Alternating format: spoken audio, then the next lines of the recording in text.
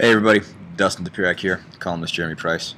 We are at the fabulous Hyatt Regency in somewhere around Rosemont. Rosemont, Illinois, officially by the airport in the Chicago area at Big Ten Basketball Media Day. A little bit different, a lot different for Indiana this year than it was last year. Last year they came in as a favorite, ended up winning the league. We're preseason favorite, preseason #1 in the country. Cody Zeller was preseason player of the year, all that kind of stuff. This year, nobody on anything, but which I mean is obviously just what happens when you lose 4,000-point scorers. Certainly, there's still a lot of talent on this team, and everybody knows that. They were picked in the unofficial poll that we did, just beat writers, that they were picked to finish sixth.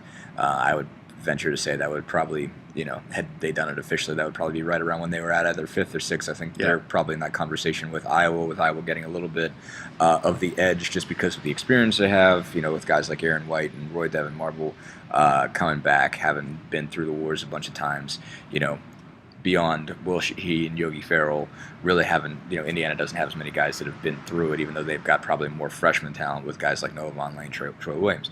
But anyway, Michigan State picked as the favorite. I think a lot of people expected that. Gary Harris, ex-IU target, ex-Hamilton Southeastern star, picked to be player of the year. But let's just start. What jumped out at you today? What was some of the most interesting stuff that you heard from today? Well, there's a lot of interesting stuff. A lot of the things I talked about with some of the various players and stuff were how are the freshmen coming along, kind of what's the consistency level there, and then kind of what's the expectation level for this season. And while maybe Indiana's not picked by anybody outside to do anything, I think the internal expectations are still to have success and to win. Both Will and Yogi both said they didn't see any reason why they couldn't win the league championship again, and that's really what you want out of your players. Yeah, that's what it has to be. I mean, obviously they, the point is just to maintain the level, the culture, as they say. The word that gets used all the time, around Indiana. They keep bringing up just the work ethic that's required and the culture that's required. And obviously from Sheehy's standpoint, he's not going to get another shot. This is it for him, and he wants to go out, with a bang, winning as much as he possibly can. Yogi obviously has a reason to, to hold the standards high, and they need to hold the freshmen to a high standard, basically, because those guys have a chance to be great, whether it's this year for some of them or later for others. It's important for them to operate at that level, regardless of whether they're actually going to be there. They have to operate like they're going after it. Well, I think part of what's interesting to me is Evan Gordon said this was the most athletic, talented freshman class he'd ever been around. That they were. I think he called them far beyond any freshman class he'd ever seen. Will Sheehy said that this was some of the most athletic freshmen he'd been around. And somebody asked Yogi, can this team be as good this year as it was last year? And he said, right now, no, but progressively by the end of the season, he thought it was possible. And so, I mean, what that speaks to is the level of confidence that these guys have in the freshmen and what they've seen out of the freshmen and what they're capable of. Whether they are able to reach those heights and live up to that billing, that's another matter, and certainly something that we really won't know till, say, February. Yeah, I think it's obvious. I think everyone has seen that there is, I think, a higher level of just pure running, jumping athleticism, and length and all that kind of stuff than you've seen from any freshman class in the past. As much as we, and we take responsibility for it, really built up the class of 2012 as maybe more than it probably should have been.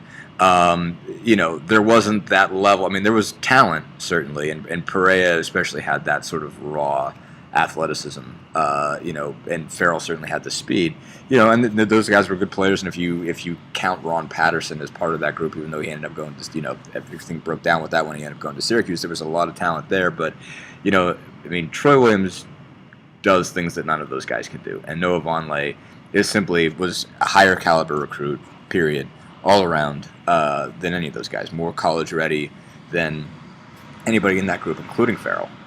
So it stands to reason. I mean, these guys look at the group that came in and say, so how can we look at that as a downgrade? Look at the level. I mean, even you saw guys, certainly Stan Robinson, for all the time he missed, comes in and scores 20 in that scrimmage, looked as good as any of them in the Haunted Hall of Hoops. Yeah, and before we leave the class of 2012, it's worth noting that the kids from the state of Indiana in that class of 2012. Big day. Big day for them. with Gary Harris, Mitch McGarry, Glenn Robinson III, all on the preseason All Big Ten team. Plus, you've got Yogi. You've got Patterson will be showing up at Syracuse now. Hollowell's obviously going to play a much bigger role, and Hunter Perea is obviously going to be counted on to do some more things this year. And that was a subject that came up, and Yogi still, he still says he believes that 2012 might be the best class in the history of the state of Indiana, and they might. I guess that's it's a very good class. It's a very good class. I mean, Yogi would say that. Yeah. But I mean, I'm sure that there's an argument. Obviously, there's a lot more time to play out before you judge them. I mean, there's going to be NBA players in that class certainly, and it's going to be interesting to see how that whole group sort of plays out and who ends up on top. And Yogi can't be happy with that. He was happy with where he got billed for All Big Ten team. He was, finished second to Harris, obviously, in Mr. Basketball voting, and he's one of the guys that isn't on the All Big Ten team, so he's going to be pretty salty about that, I'm sure. That's a Kevin Wilson word. I started stealing that one. Anyway, I wanted to kind of switch gears and talk a little bit conference-wise. Real quick, I think we want to talk a little about this, the hand check rules. I think that certainly, was, if there was a central point of discussion today, just sort of a point that went across press conferences and everything, was really talking about the new NCAA rules on hand checking. You're not allowed to, I think, you're not allowed to put you're not allowed to put two hands on a guy, and you're not allowed to continually jab somebody, and there's just going to be a lot tighter on hand checking. And, coaches were kind of really back and forth on it. It seemed like some were really concerned about it, some weren't, and some were very agnostic. That motto especially was just like, I have to see it. What do you think this is going to look like? And is this going to be, we had a little, I guess, powwow or whatever with a couple of the Big Ten network announcers, and Stephen Bardo said, there's going to be 3-hour games. He says, this is going to be rough. Where do you see this going? What direction do you see this taking, and what did you think about what you heard from the coaches on that today? I suppose it could wind up being 3-hour games. I don't. That's certainly not the intent of the rule. Right.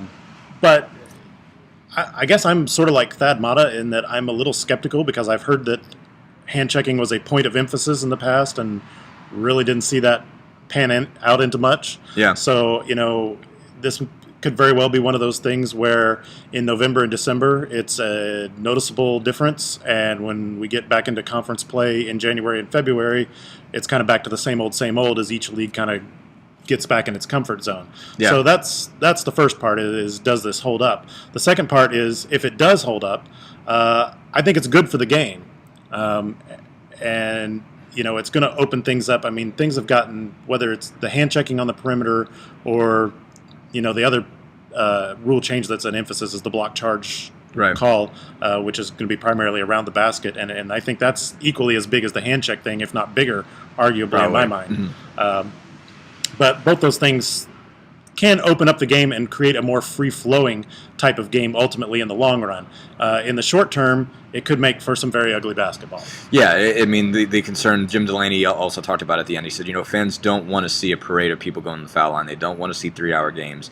And there's just got to be, people are just going to have to adjust and just make sure this doesn't that it doesn't turn into that. Officials are going to have to know just when you're overdoing it, basically, and how bad it's getting. I mean, it's going to be a weird thing to play, but I think, one thing that Bo Ryan said is, at the end of the day, we're all teachers. That's what we do, and you teach within the rules, basically. Whatever the rules are, you teach to those. If you have, leeway on something, you use it, but if you're told you don't, you coach the guys so that they're cognizant of what they're doing. And, you make them defend with their feet. You don't play somebody who can't defend with their feet, as opposed to their hands. And, so far, Indiana did fine in its exhibition. Didn't have a whole lot of fouls. I mean, didn't turn out to be a huge problem. So his point was, as a coach, you adjust. As a player, you adjust. And you figure it out. Basically, you teach guys that way. You make sure that they know not to do that, and the game will change on its own. It's different in the NBA already. I mean, they're not big on hand checks that way, and they survive. So, that was kind of their thing, is that if we make sure they know not to do it, then they'll learn. And one of the adjustments is possibly seeing more zone defenses. That's one thing. Was it who pointed that out? Was it Mata, Painter? Yeah. Somebody said, it's probably going to be a lot more zone. I think maybe John Croce. But that's very possible. And Indiana has the type of length as a team now that I could see a zone being far more successful for this year's team than it was, say, last year. Whether it's a 2-3 or a 1-3-1. They brought out a lot of 1-3-1 in the exhibition game. Yeah, I think that could work very well. Mm-hmm. And I think that would also be advantageous to a Michigan, which was already a good team about not committing fouls. Right. But John Beilein's 1-3-1 is obviously a very effective zone if he opts to employ that as well. Yeah, no, I think there's a good chance you're going to see more of that. They'll at least protect guys in foul trouble, stuff like that. For Indiana, certainly, I think it was already going to be, whether they had this rule or not, I think it was going to be a useful zone for them just because of the length and because they don't necessarily get everything yet. All the man principles, all that kind of stuff. And I'm sure they get it, but in zone on some level is more complicated, but just the sheer length that they could throw out there could, cure a lot of ills just because they'd be able to spread out. Real quick, because they're getting kind of long, favorites were Michigan State 1, Michigan 2, Ohio State 3. I think all-league team was Harris, Payne, Glenn Robinson, Mitch McGarry, Tim Frazier, Aaron Kraft. Got any beef with those, Jeremy? Who is that where you would have put it? And if not, who do you think? Who's your surprise kind of dark horse? If you don't have any qualms with that one. I don't know that I have a whole lot of qualms with that one. Maybe Tim Frazier was a little bit of a surprise to me, just because he'd been out a year. He was certainly a first team selection entering last year before he got hurt. Mm-hmm. But after being out a year and suffering the injury he did, can he come back and be at that same level? Who knows? But it's a valid enough vote there.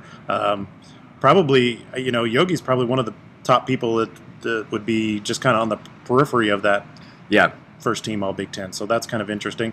And as far as the top three teams go, I might flip-flop Ohio State and Michigan, Ohio State 2, Michigan 3 for my money. Interesting. Interesting. Just still waiting to see who scores there with the Sean gun. And I think those were my three. I had Michigan State 1, Michigan 2, Ohio State 3, and I'm real interested in what Iowa's going to be like. I mean, the Indiana-Iowa thing is going to flip back and forth, but I think Iowa's definitely a tournament team, and I'm very interested to see how they, they're certainly grown up now. There's definitely pressure on them to do something. There is because it's been made clear, like, okay, this is your year. You've had 3 years. You've got all this talent: Devin Marble, Woodbury, Gessel, Aaron White. Yeah, makes them out of it. So it's going to be interesting. We're not going to see any league games for like 2 months, literally 2 months from today, I think is the first league game. But it's going to be an interesting year. Going to be different. Anyway, thanks, guys.